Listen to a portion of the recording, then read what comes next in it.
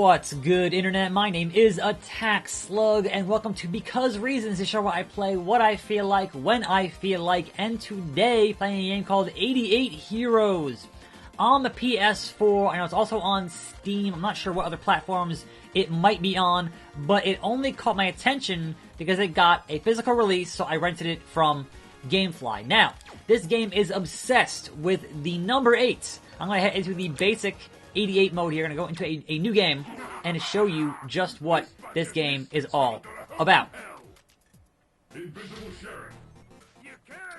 So this is a 2D platformer, much in the vein of the classic 16-bit 2D platformers. The catch here is that you have 88 seconds to complete each level.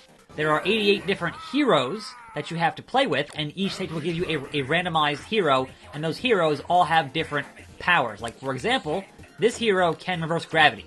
Now, obviously you have some enemies here to avoid. It is one shot to die, so be very careful. The stages like that get very hard, and when you burn through your 88 heroes, you are done.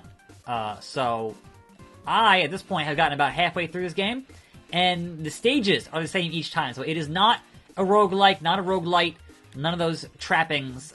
So static stages, but the heroes you get as you're playing through, you know, they're the 88, but it's always different who you're going to get on what stage, and, you know, being able to adjust to the different powers that they have to use in the game is kind of the main gameplay conceit. So this game was not on my radar at all, right? And I'm constantly scrolling through Gamefly to say, okay, what's coming out, what's coming next, you know, what can I look at to, you know, do videos for on this show, etc., etc.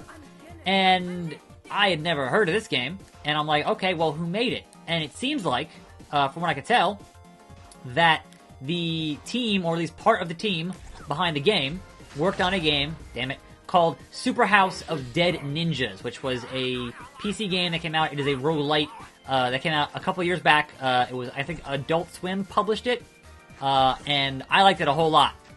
So I'm like, alright, anything with that pedigree, I am all about.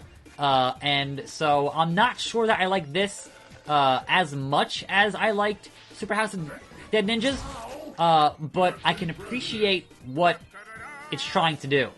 And I can appreciate their unwilling devotion, their never-ending devotion to the 8 joke, because there are 8s all over this game. And, you know, I get it. It's got great pixel art, it's got great music, and I'm not sure that I like the whole, you know, big boss of the game kind of sitting there the whole time in the front of the screen, because that can be, you know, purposely distracting. But I think overall, what it is trying to do, it accomplishes pretty well, and it is definitely difficult, and I can appreciate difficult video games to an extent, and the extent is I make videos here every day, so my time to devote to any individual game can be somewhat limited. So in a game like this, where I would have to, basically memorize these stages, because they get real hard, is not really in my, time at the moment. And I don't know how to get this to work effectively. So the whole premise here is that these are all the worst 88 superheroes that you could ever imagine, and they're terrible, and they're the ones who are tasked with saving the world. And it's really funny. There we go. Nope. There we don't go. You know what? Screw it. I don't want that coin anyway. I hate you. I hate your guts. Because I'm running out of time here, because you only get 88 seconds. There's a cat there with a TNT that will totally blow you up, which is no good. So yeah, I'm kind of two minds about this game. Whereas if I was a kid, you know, or rather when I was a kid and I had time to devote to, you know, 16-bit games and could spend, you know, hours and hours and hours memorizing stages to get through this kind of game, I would have been all about it, because there is the element of randomness in the different heroes that I like a whole lot. But these days, I don't have the time to memorize stages. You know, I get pretty good at certain heroes, and this one's not a great one because he has to wind up when you use him. So a lot of them have very useless powers that are just frustrating and definitely time wasting. So I want to just time that there and get through that gap. But yeah, this is from where this game goes. This is actually pretty easy because it gets way harder, and you'll find yourself using just 8-10 guys just to get through one stage. And so I've gotten literally stage 47, 48, so a little over halfway. There's a boss fight every so often, and I've gotten through those. Like, the boss fights so far have not been that difficult, so no real complaints there. But the stages, just based on whatever hero you happen to get for that stage, like here I am Zorb, the mighty Zorb, who has no powers, and can kind of just, roll around and stuff. But some of them have, like, really cool stuff. And there are other modes where you can just pick, you only want to have 8, and you can just use those 8. So you can actually pick which 8 you want, and some of those guys obviously have much better powers than others, as you are, kind of traversing through this nightmare. Now, eventually, and occasionally, you get the ability to get heroes back. Like, if you collect enough coins, then you get them back. This is She-Roar. She's a larger character, so it's kind of more difficult to get into stuff with her, but whatever. So don't want to get slashed by these damn lizard men's, and I can pick them up like this and just throw them, which is great. But also it's just really easy to die. And as far as I can tell, everything kills you in one hit. So if you are hankering for the days of yore, where 16-bit games were 16-bit games, this is definitely a really good throwback to that era with a few modern twists and modern contrivances and that stuff. And it does pay to look around at some of these stages. Now, there's some stuff where only certain heroes can access areas because they can, break the walls or fly. Like here, Kid Cupid here can fly, which makes things way easier. But also, the stages are hard. So you don't necessarily have what you want out of Kid Cupid. You gotta hope you can get to where you need to get to. And yeah, that's just this part right here.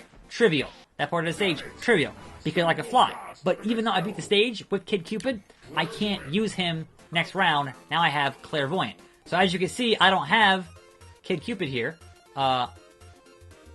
And now I can't fly around. I have telekinesis, and I can move stuff, and that's super cool. That definitely is, the ability to kind of just take stuff and get out of the way. I can't get these, unfortunately, I can't get those lasers, and I was too slow there. Some characters, they're gonna have different speeds and that kind of stuff, but I can teleport, and I teleported into the wall because I'm too stupid. And here is Rick Roll, here is Rick Astley, never gonna give you up, etc., etc. And he throws love bombs, so he can kind of just do this little heart thing, and that always goes a set distance, so if you can time it right, you can definitely take out your enemies. But I need to carefully time that and get through there and do that. So yeah, I think at this point you more or less get the basic idea of what the main mode here is in 88 Heroes. As I said, it gets way harder, and I've only gotten up to about halfway, so I'm not even sure how much harder it gets. Here is literally Snake. I'm literally playing Snake here with Retro Reptile, and I can just bypass the whole stage, because he can do that. And any hero who can fly can totally do that, which is real cool. Now, Sinistro Snitch here can hide in the stage, and so if there were any enemies there, they would, or, any things there that might kill me, I can just, not get hit, which is awesome. But I don't have an attack. So some characters have an attack and some do not.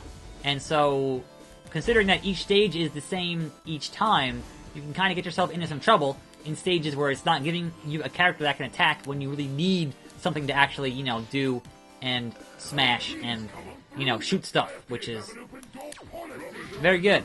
Very, very good. Stretch. I'm not sure what good that does me, but I have it. It's there. I can just kind of do this, and that's weird. I don't know. I'm not 100% on all the different powers. Like, I like some of them, but So, oh, I can actually get past him. Like that. No, I can't. No, I can't. That was a bad idea. Alright, well, here's Custard Trout, Feel the Force. He has got his fish lightsaber type deal and can just smash dudes, which I appreciate a whole lot. I like that shit. But again, it's completely random who you get in this main mode.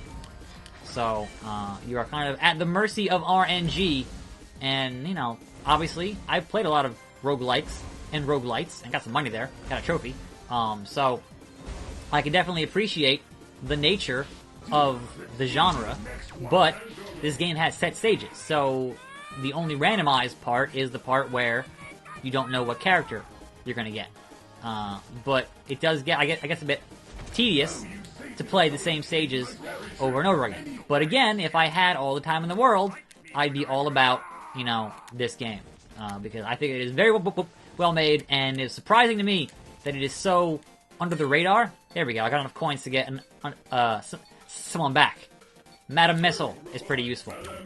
But again, you don't get her right away. She's just kind of back in the rotation.